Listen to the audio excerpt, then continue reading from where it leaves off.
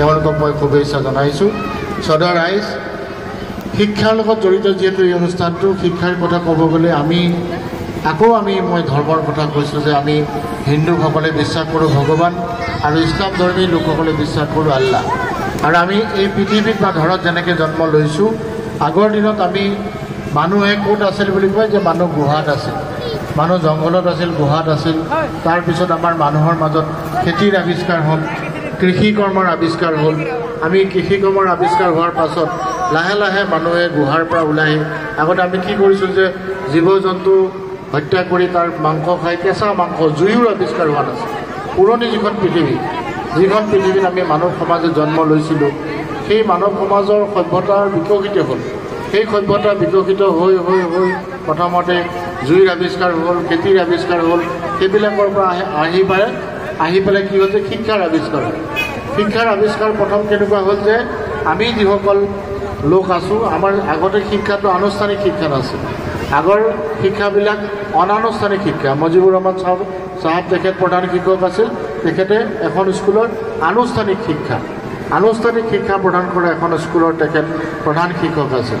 এই আনুষ্ঠানিক আৰু অনানুষ্ঠানিক শিক্ষা কেনেকুৱা আছিল যে আমি কোনোবা এজন যদি দেউতাক খেতিয়ক হয়, কোনোবা এজন যদি দেউতাক ৰিক্সা চালক হয়, কোনোবা এজন দেউতাকে যদি কৃষি কৰ্ম বা তেনেকুৱা ধৰণৰ, দেউতাকে আচলতে যি কাম কৰে তাকেই ল'ৰাজন বা ছোৱালীজনী অনুকৰণ কৰে। ঠিক তেনেকৈ মাকে আমাৰ অসমীয়া মানুহ হ'লে শাল বয় বা আপোনালোকৰ কিছু হ'লে খেতি, এনেকুৱা মানে মাক দেউতাকে যি কাম কৰে সেই কামকে ল'ৰা ছোৱালীবিলাকে তেওঁলোকে সেই কামকে অনুসৰণ কৰি সেইটোকে তেওঁলোকে বৃত্তি হিচাপে লৈছিল। সেইটো আছিল অনানুষ্ঠানিক শিক্ষা। সেই অনানুষ্ঠানিক শিক্ষাত আমাৰ যিখন সমাজ আছে, ইয়াতে সমাজখন কেনেকৈ চলিল, মছজিদত ইমামে কেনেকৈ ধৰণে কাম কৰে, এইবিলাক আমাৰ সমাজত চলিত। পিছত যেতিয়া আনুষ্ঠানিক শিক্ষাৰ আৰম্ভ হ'ল, আনুষ্ঠানিক শিক্ষাৰ আৰম্ভটোত আমি যিহেতু আমি ভাৰতীয়, আমি এইখন ভাৰতবৰ্ষত বসবাস কৰোঁ। ইয়াতে আনুষ্ঠানিক শিক্ষাৰ কথা ক'ব গ'লে আমাৰ পুৰণি দিনত যিবিলাক ঋষি মুনিসকল আছিল, তেওঁলোকৰ যিবিলাক সংস্কৃত টোল আছিল, যিহেতু আমি ভাৰতবৰ্ষত বিশ্বাস কৰিব জানো যে ইয়াতে আৰম্ভণিতে আমাৰ সংস্কৃত ভাষা আছিল। সংস্কৃত ভাষাৰ পৰা হিন্দী ভাষা হ'ল, হিন্দীৰ পৰা অসমীয়া হ'ল, বঙালী হ'ল।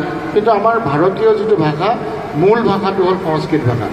এই সংস্কৃত ভাষাৰ পৰা আমি গৈ যেতিয়া আমি স্কুলবিলাক আৰম্ভ হ'ল, তেতিয়া আমি শংকৰদেৱৰ কথা ক'ব পাৰোঁ। 500 বছৰ আগত, 600 বছৰ আগত শংকৰদেৱে এই যিটো আমাৰ তেতিয়া দিনত কোনে পঢ়িছিল, যিবিলাক ৰজাৰ পুতেক বা আমাৰ যিবিলাক ডাঙৰ ব্যৱসায়ী, ৰজাৰ মন্ত্ৰী বা এইবিলাক যিবিলাক ৰজাৰ ঘৰৰ যিসকল লোক আছিল, তেওঁলোকে এই যিসকল ঋষি মুনিসকলৰ তেওঁলোকৰ টোল বা স্কুল, সেই স্কুলবিলাক কেনেকুৱা আছিল যে ঋষি মুনিৰ যিবিলাক আশ্ৰম আছিল, সেই আশ্ৰমবিলাকত গৈ পেলাই শিক্ষা গ্ৰহণ কৰিব লাগিছিল। সেই শিক্ষাটো আনুষ্ঠানিক শিক্ষাই আছিল, কিন্তু তাতে তেওঁলোকে আশ্ৰমত থাকি পেলাই শিক্ষা গ্ৰহণ কৰিব লাগিছিল। আৰু পিছৰ পৰ্যায়ত এই আশ্ৰমবিলাকত শংকৰদেৱ, মাধৱদেৱ তেওঁলোকে যিবিলাক প্ৰতিষ্ঠাপক শিক্ষক 1935 চনত স্থাপন হোৱা বান্দিয়া চাপৰি LP স্কুলৰ আজি এই বিশেষ স্মৃতিৰ দিনটোত ইয়াত উপস্থিত থকা মোৰ অতি শ্ৰদ্ধাৰ অৱসৰী শিক্ষক আলহাজ মুজিবুৰ ৰহমান চাহাব, ইয়াত উপস্থিত থকা ডক্টৰ নৱাব আলী চাহাব, আলহাজ সমাজসেৱক হুছেইন আলী চাহাব, অধিবক্তা শাহজাহান আলী চাহাব, অধিবক্তা আমাৰ মঙলদৈ উকিল সন্থাৰ সম্পাদক ফৈজুল হক চাহাব, ইয়াত উপস্থিত থকা মোৰ বন্ধু এডভোকেট তাৰিকুল ইছলাম, ইয়াত উপস্থিত থকা সমাজ কল্যাণ বিভাগৰ বিষয়া পাৰভেজ হুছেইন চাহাব, লুৎফুৰ ৰহমান চাহাব, সাংবাদিক বন্ধুবৰ আছাদ আলী চাহাব আৰু শিক্ষক চোহাবাদী প্ৰমুখ্যে ইয়াত উপস্থিত থকা মোৰ অতি শ্ৰদ্ধাৰ আৰু এগৰাকী বন্ধু আছে, তেখেতো মোৰ সহপাঠী, তাৰিকুল আৰু মই একেলগে পঢ়া। ইয়াত উপস্থিত থকা মোৰ শ্ৰদ্ধাৰ এই অঞ্চলৰ বিশিষ্ট ব্যক্তিসকল, মঞ্চত উপস্থিত থকা সন্মানীয় বিভিন্ন পৰ্যায়ৰ বিভিন্ন গুণী-জ্ঞানী ব্যক্তিসকল, আজি এই বান্দিয়া চাপৰি LP স্কুল প্ৰাংগণত এই অঞ্চলৰ ৰাইজ আৰু বিশেষকৈ আলহাজ ৰেহান আলী চাহাবৰ স্মৃতিত তেখেতৰ পুত্ৰসকলে লগ হৈ স্থানীয় ৰাইজে লগ হৈ তেখেতৰ স্মৃতিত অকণমান সময় এটা দিন বা এটা আবেলি তেওঁৰ স্মৃতিত কিছু স্মৃতি ৰোমন্থন কৰাৰ বাবে এখন ছাত্ৰ ছাত্ৰীসকলৰ মাজত চিত্ৰাংকন প্ৰতিযোগিতা আৰু এখন ৰাজহুৱা সভা আৰু এই সভাখনত এই অঞ্চলৰ যিসকল মেধাৱী ছাত্ৰ ছাত্ৰী আছে তেওঁলোকক অকণমান সম্বৰ্ধনা জ্ঞাপন এনেকৈ মিলাই আজিৰ এই অনুষ্ঠানটো আৰম্ভ কৰিছে। মই পৰিয়ালৰ সকলোকে শুভেচ্ছা জ্ঞাপন কৰিছোঁ। এটা ভাল প্ৰচেষ্টা সৎ প্ৰচেষ্টা তেওঁলোকে লৈছে। আমি যিসকল মানুহ হিচাপে আছোঁ বৰ্তমান সময়ত আমাৰ মানুহৰ মাজত যিখিনি সামাজিক গুণ থাকিব লাগে সেই গুণখিনি কিছু অভাৱ হৈছে আৰু আমি যিসকল লোক আছোঁ বৰ্তমান সমাজত আমি আমাৰ নিজৰ মাক দেউতাকৰ প্ৰতি থকা কৰ্তব্য, শিক্ষকৰ প্ৰতি থকা সন্মান, সমাজৰ প্ৰতি থকা দায়বদ্ধতা এইবিলাকৰ পৰা বহুত দূৰত আঁতৰি গৈছে। ড্ৰাগছ বা তেনেকুৱা ধৰণৰ কিছুমান বেয়া ব্যাধি আমাৰ মাজত জন্ম লৈছে। সমাজত বিভিন্ন ধৰণৰ বেয়া কথা বতৰা চলি আছে আৰু আটাইতকৈ ডাঙৰ কথা যে মাক বাপেক যিসকলৰ কৃপাত আমি এই পৃথিৱীৰ মুখ দেখিছোঁ। এইখন পৃথিৱী আমি হিন্দুসকলে বিশ্বাস কৰোঁ যে ঈশ্বৰে সৃষ্টি কৰিছে আৰু ইছলাম ধৰ্মী লোকসকলে আমি বিশ্বাস কৰোঁ যে আল্লাই সৃষ্টি কৰিছে আৰু ইয়াত আমি মানুহ হিচাপে জন্ম লৈছোঁ আৰু মানুহ হিচাপে জন্ম লৈছোঁ। ঠিক তেনেকৈ ইয়াতে বিভিন্ন ধৰণৰ জীৱ জন্তু আছে।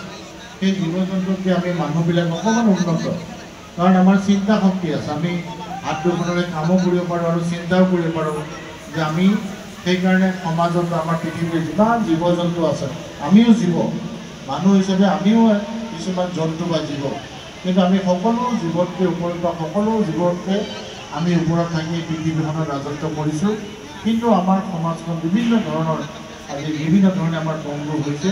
তাৰ ফলত বৰ্তমান সময়ত আপোনাৰ নিজৰ কালচাৰ হৈছে যে মাক দেউতাকক আমি বৃদ্ধাশ্ৰমত থ'ব লাগে। মাক দেউতাকে কষ্ট কৰি কোনোবাই হাজিৰা কৰি সকলৰ তেওঁলোকৰ টুল বা স্কুল, সেই স্কুলবিলাক কেনেকুৱা আছিল যে দেখি যিবিলাক আশ্ৰম আছিল সেই আশ্ৰমবিলাকত গৈ পেলাই শিক্ষা গ্ৰহণ কৰিব লাগিছিল। সেই শিক্ষাটো আনুষ্ঠানিক শিক্ষাই আছে, কিন্তু তাতে তেওঁলোকে আশ্ৰমত থাকি পেলাই শিক্ষা গ্ৰহণ কৰিব লাগিছিল। আৰু পিছৰ পৰ্যায়ত এই আশ্ৰমবিলাকত শংকৰদেৱ মাধৱদেৱ তেওঁলোকে যিবিলাক নামঘৰ সত্ৰ স্থাপন কৰিছিল সেইবিলাকতো গৈ কিছু ছাত্ৰ ছাত্ৰীৰ শিক্ষা গ্ৰহণ। তেতিয়া কিন্তু শিক্ষাটো অকল ধৰ্মীয় শিক্ষাই আছে আৰু পিছৰ পৰ্যায়ত গৈ পেলাই আমি আমাৰ এইখন ভাৰতবৰ্ষ, আমি যিহেতু অসম, এইখন আমি সকলোৱে অসমীয়া, অসমত বসবাস কৰা সকলো আমি অসমীয়া। আমাৰ অসমখন কি হ'ল যে 1826 চনত 99 সন্ধিতে ব্ৰিটিছসকল আহিল। ব্ৰিটিছসকল অহাৰ পিছত 99 সন্ধি হৈ 1826 চনত আমি ব্ৰিটিছৰ অধীনত গ'লোঁ আৰু ব্ৰিটিছসকলে প্ৰথমতে এই ছাত্ৰ ছাত্ৰীসকলৰ মনে মনে থাকিলে এবাৰ চবেই নিজে নিজে কথা পাতি আছে। চবেই কথা পাতি থাকিলে কথাটো ক'ব কাৰণে দিগদাৰ থাকিব। কিন্তু জানিবলগীয়া কথা তোমালোকৰ কাৰণে কৈছোঁ যে ব্ৰিটিছসকল যেতিয়া আহিলে, ব্ৰিটিছসকলে প্ৰথমতে তেওঁলোকে ইয়াতে এতিয়া আমাৰ বান্দিয়া চাপৰি স্কুলখন কি স্কুল? এইখন অসমীয়া মিডিয়ামৰ স্কুল। ব্ৰিটিছসকল যেতিয়া আহিলে তেওঁলোকে 1826 চনৰ পিছত তেওঁলোকে এই অসমখনত 99 সন্ধিমতে ব্ৰিটিছৰ যেতিয়া অধীনলৈ গ'ল, তেওঁলোকে ইয়াতে শাসনভাৰ চলাবৰ কাৰণে শাসন যেতিয়া তেওঁলোকে চলাব, শাসন কৰিবৰ কাৰণে কিছুমান কেৰাণী লাগিব, মহৰী লাগিব, ৰাজ্যখন চলিবৰ কাৰণে কিছুমান মানুহ লাগিব।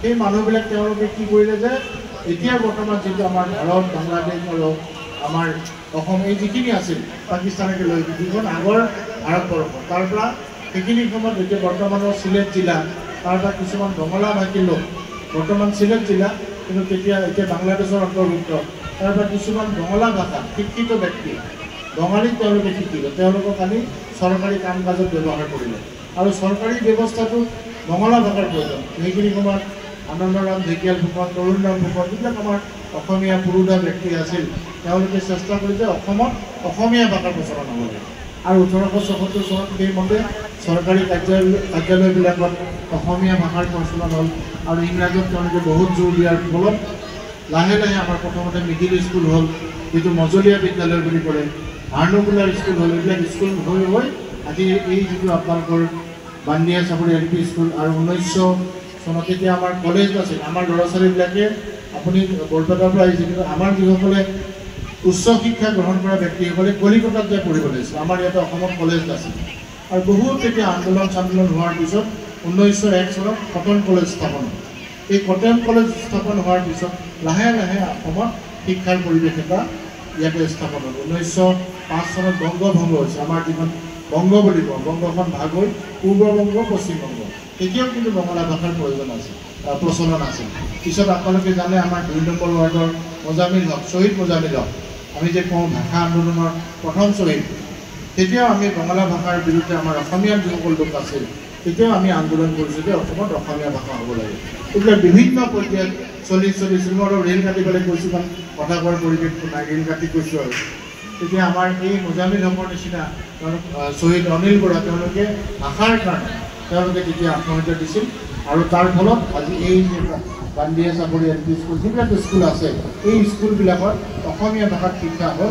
আৰু শিক্ষা হৈ আজি আমাৰ এই কটন কলেজৰ পৰা আৰম্ভ কৰি এতিয়া বিভিন্ন কলেজ, হাইস্কুল, LP স্কুল এইবিলাক হৈ আমি এতিয়া কি কৰি আছোঁ যে আমি শিক্ষা খুব ভাল ধৰণে আমি প্ৰচলন হৈছে। আৰু বৰ্তমানৰ যি কেন্দ্ৰীয় চৰকাৰ আছে, পুৰণা যিটো শিক্ষা ব্যৱস্থা 2020 চনত যোৱা 20 চনত তেওঁলোকে পৰিৱেশটো সলনি কৰি এতিয়াৰ যি শিক্ষা ব্যৱস্থা NEP নিউ এডুকেশ্যন পলিচি, এই নিউ এডুকেশ্যন পলিচিৰ আণ্ডাৰত আজি আমাৰ ছাত্ৰ ছাত্ৰীসকলে শিক্ষা গ্ৰহণ কৰি আছে। গতিকে এই যিসকল ছাত্ৰ ছাত্ৰীয়ে শিক্ষা গ্ৰহণ কৰি আছে, মই যি অকণমান আগতে ক'লোঁ যে আমাৰ অলপমান সামাজিক আৰু মানসিক ক্ষেত্ৰত আমি অলপমান সমাজৰ পৰিৱেশবিলাক অলপ বেলেগ হৈছে। গতিকে ছাত্ৰ ছাত্ৰীসকলৰ তেওঁলোকে শাৰীৰিক, মানসিক, আধ্যাত্মিক, বৌদ্ধিক আটাইখিনি কথা তেওঁলোকে সামৰি তেওঁলোকে এজন ভাল ছাত্ৰ ছাত্ৰী হিচাপে নিজকে গঢ় দিব লাগিব। যে অকল নম্বৰ বেছি পালে যে ভাল ছাত্ৰ ছাত্ৰীৰ ক্ষেত্ৰত নহয়, তেওঁলোকৰ সকলো ক্ষেত্ৰত তেওঁলোকে আধ্যাত্মিকভাৱে, নৈতিক, তেওঁলোকৰ চৰিত্ৰ ভাল হ'ব লাগিব, সকলো ক্ষেত্ৰত তেওঁলোকে ভাল হ'ব লাগিব।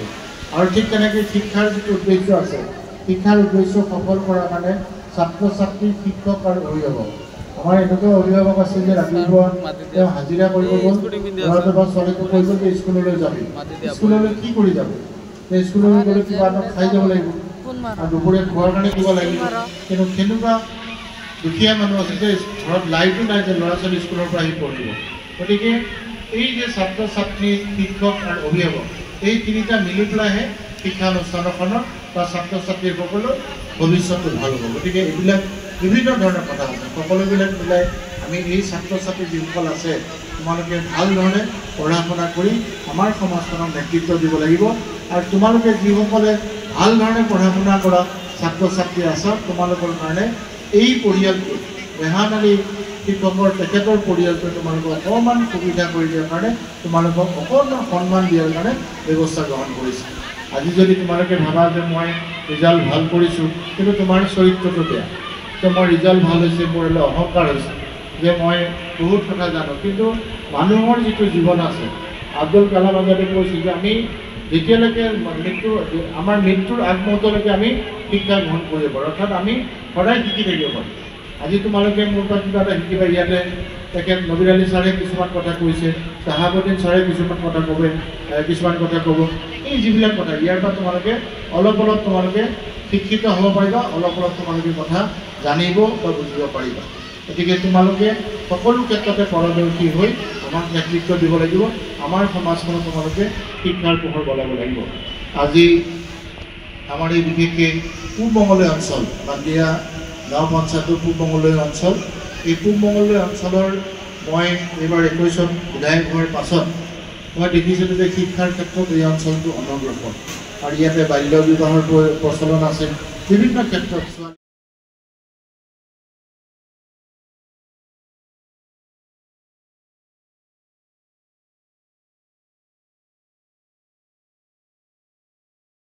মাক দেউতাকক সহায় কৰা বা সাৰথি হোৱাৰ সলনি বৃদ্ধাৱস্থাত আমি মাক দেউতাকক বৃদ্ধাশ্ৰমত থওঁ, বেলেগ আশ্ৰমত থৈ পেলাই আমি অলপ মানসিক আনন্দ লাভ কৰা এটা পৰ্যায়লৈ আমাৰ সমাজখন পৰ্যবসিত হৈছে। এইটো এটা বেয়া চিন্তাধাৰা।